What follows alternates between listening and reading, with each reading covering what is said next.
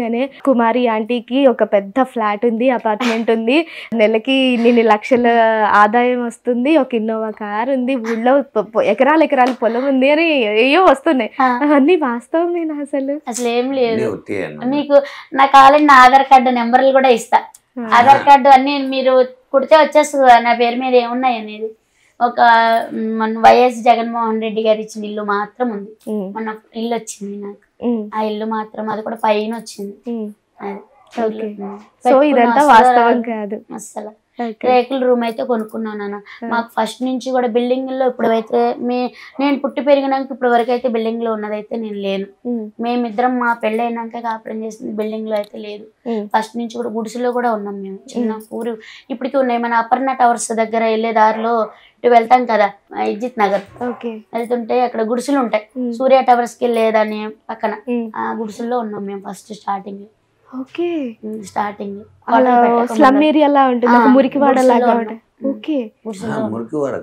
బానే ఉంటది, రోడ్డు పక్కన నీడగానే ఉంటది. అక్కడ ఎందుకు ఉండాల్సి వచ్చింది అంటే వచ్చిన కొత్తలో కాకపోతే అంకుల్ ఏంటంటే అంకుల్ దగ్గర నాకు నచ్చింది బాగా ఏంటంటే ఎవరిచ్చినా ఊరిని ఎవరిచ్చినా గానీ తీసుకోరు, అస్సలు తీసుకోరు.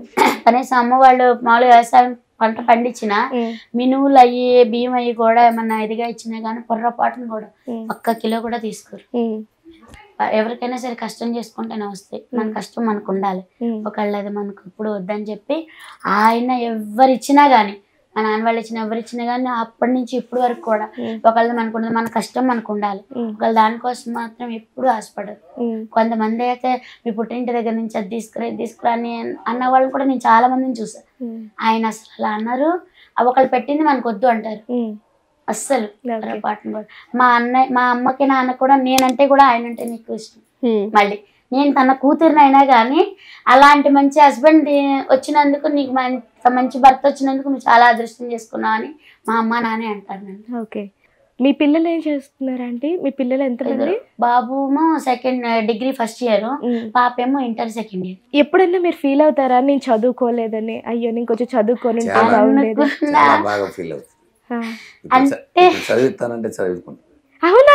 చదివిస్తానంటే చదువుకుంటారా? చదువు అంటే చాలా ఇష్టం, బాగా అంటే బాగా ఇష్టం.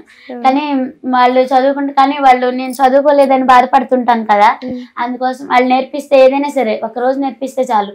అదైతే నాకు ఇంగ్లీష్ అవి కూడా ఓట్స్ అవి కూడా హిందీలో మాట్లాడడం కానీ హిందీ కూడా నాకు రాదు, అవన్నీ కూడా నా పిల్లలే నేర్పించారు. అసలు హిందీ ఎంత బాగా మాట్లాడతారా అండి మీరు? నేనే షాక్ అవుతాను చూస్తా ఉంటే.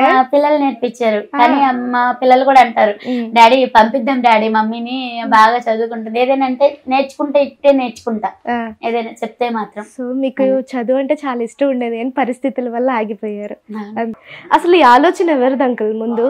అంటే ఇలా ఒక ఫుడ్ కోర్ట్ పెట్టాలి అనేది ఆంటీదా మీరా? అసలు ఎలా వచ్చింది ఈ ఆలోచన? అయితే అక్కడ రంగం గారు అని ఉండేది, చాయ్ బండి ఆమె తీసుకొస్తా ఉన్నాము.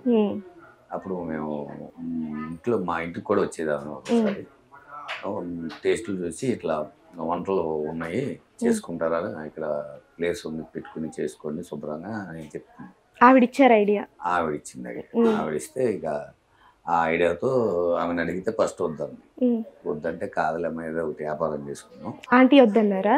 వద్దండి ముందర, ఎందుకు శుభ్రంగా పని చేసుకుంటుంటే మనకెందుకు వ్యాపారాలు ఇవన్నీ మనకెందుకులే, కాదులేమో వెళ్ళి చూద్దాం మనం చూసుకుని పెట్టుకుందాం అని చెప్పి అప్పటి నుంచి స్టార్ట్ చేసి ఒప్పించి అప్పటి నుంచి మీరే ఒప్పించి స్టార్ట్ చేసి నేను నీకు వెనకాల ఫుల్ సపోర్ట్ ఉంటాను, ఏదైనా నువ్వే చూసుకుని మెయింటైన్ చేసుకుంటానే అప్పటి నుంచి స్టార్ట్ చేసి అలా అలా అలా ఇక్కడ దాకా వచ్చాను. ఓకే, అంటే మీరు హైదరాబాద్కి ఎప్పుడు వచ్చారు? గుడివాడలో మీరు లారీ డ్రైవర్ అంటున్నారు. అంటే గుడివాడలో మాకు పెళ్ళి అయిన కొత్తలో లారీ డ్రైవర్ నేను. తర్వాత ఇక మా మామగారు మా బామ్మర్ది గారు వద్దని ఆటో కొనిచ్చారు. ఆటో తోలేవాడిని ఒక 2 సంవత్సరాలు తోలేను. ఈ లోపల వీళ్ళ నాన్నగారు వాళ్ళు మా అన్నయ్య వాళ్ళు అందరూ హైదరాబాద్ వచ్చేసి తర్వాత మేము కూడా సడన్ గా వచ్చేసాం. అంటే బతుకు తెరువు కోసం ఇక్కడికి వచ్చేసాం. వచ్చిన తర్వాత అప్పుడు ఇక్కడ మాకు అంతకుముందు నేను ఫస్ట్ లో పెళ్లి కాకముందు హైదరాబాద్ వచ్చాము, మా మేనమామ దగ్గర మాదాపూర్. అప్పుడు ఆటోతో వెళ్ళాను నేను. నాకు కొద్దిగా పరిచయాలు ఉన్నాయి ఇక్కడ. అలాగే ఎన్ఆర్బిట్ మాల్ దగ్గర ఒక రాములన్న అని ఆటో యూనియన్ లీడర్, ఆయన దగ్గర ఒక ఆటో తీసుకుని తోలుకుంటూ ఉండేవాడిని. ఆంటీ ఏమో శ్రావణ మాధవం ఇంట్లో పనిచేసేది. ఓకే. అంటే ఆ టైంలో ఈ ఫుడ్ కోర్ట్ పెట్టక ముందు మీకు చాలని జీతాలే, అంటే ఒకటి గడిస్తే ఇంకొకటి గడవకుండా ఉన్నట్టు. మరి ఆ టైంలో ఎలా ఉండేదా ఆంటీ? అప్పుడు ఆంటీ పనికి వెళ్ళేవాళ్ళు. అప్పుడు పొద్దున్నే లేచి వెళ్ళిపోయేవాళ్ళు. నేను పిల్లల్ని రెడీ చేసుకుని స్కూల్కి తీసుకెళ్ళేవాడిని. ఆటో మీరే రెడీ చేసి తీసుకెళ్లేవాళ్ళు. మీరేం పని చేసేవారు ఆంటీ అప్పుడు? వంట చేయడానికి వెళ్ళేవాళ్ళు. వంట చేయడానికి వెళ్ళేదాన్ని. కొన్ని ఇళ్లలో పనులకు కూడా వెళ్ళాను. అంటే అసలు నిజం చెప్పాలంటే ఎప్పుడైనా ఊహించారా అసలు గరిటె పట్టడమే రాదు నాకు, ఫ్యూచర్ లో నేను ఇంతమందికి వండుతాను ఇలా పెడతాను అని? దానికంటే అమ్మాయి నేను అసలు అనుకోలేదు. అమ్మ అంటే ఈ రోడ్డు సైడ్ పెట్టినప్పుడు కూడా గొడవలైనాయి, చాలా అంటే చాలా గొడవలైనాయి. ఎందుకంటే అంటే ఇక ఉంటారు కదా, ఇక ఒకళ్ళు ఫుడ్ బిజినెస్ చేసేవాళ్ళే. మేము పెట్టినాక కొంచెం ఒక్కొక్కరు తగ్గుతూ వచ్చింది. అలా కొంచెం ప్రాబ్లమ్స్ ఫేస్ చేసి గొడవలకు రావటం చాలా అంటే చాలా అయినప్పుడు తీసేద్దామని చెప్పన్నా నేను. అంటే కొంచెం చాలా అసభ్యంగా ప్రవర్తించడం, మాట్లాడడం, చేయడం చాలా అంటే చాలా. అంటే ఎప్పుడు మాట అంటే పడలేదు, కష్టం అంటే తెలుసు. కానీ ఎట్లా అంటే కష్టపడే వాళ్ళకి ఈ పని కాకపోతే ఏ పనైనా చేసుకోవచ్చు, ఎందుకు పడాలి అని చెప్పి నేను వద్దన్నాను. వద్దంటే అప్పుడు ఈయనే మా అమ్మ వీళ్ళిద్దరే ఇవాళ రేపు మనము దడిసే పెరిగే వాళ్ళకి ఎక్కడైనా ఉంటది ఈ ప్రాబ్లము. వాళ్ళు ఇదనే కాదు, ఇప్పుడు నేను టైలరింగ్ చేస్తున్నా కానీ ఇప్పుడు నేను అప్పుడు జాకెట్ మామూలు 30 రూపాయలు తీసుకునేదాన్ని, నార్మల్ జాకెట్. లైనింగ్ జాకెట్ ఏమో 60 రూపాయలు తీసుకునేదాన్ని. నాతో కన్నా ఇంకో 10 రూపాయలు తక్కువ తీసుకుని కూడా కుట్టేవాళ్ళు.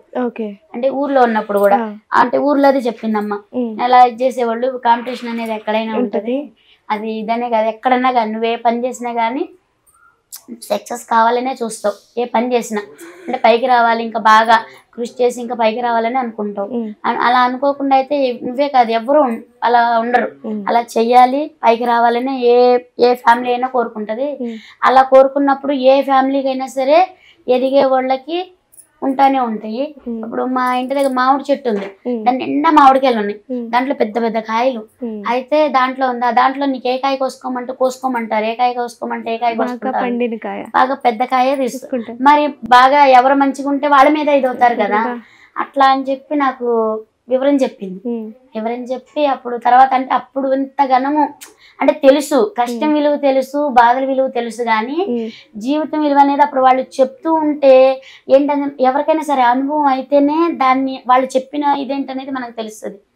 అదేంటంటే అమ్మ వాళ్ళు అప్పుడు చెప్పినవి ఏంటి, కానీ ఒక్కొక్కసారి అయితే అమ్మని కూడా నేను కొట్టేసేది దాన్ని. ఏంటి మాట అంటే కొట్టడం కాదు, ఎందుకు అమ్మ బద్దాకల్లాగా అన్ని ఇదిగా అని చెప్పి అనేదాన్ని.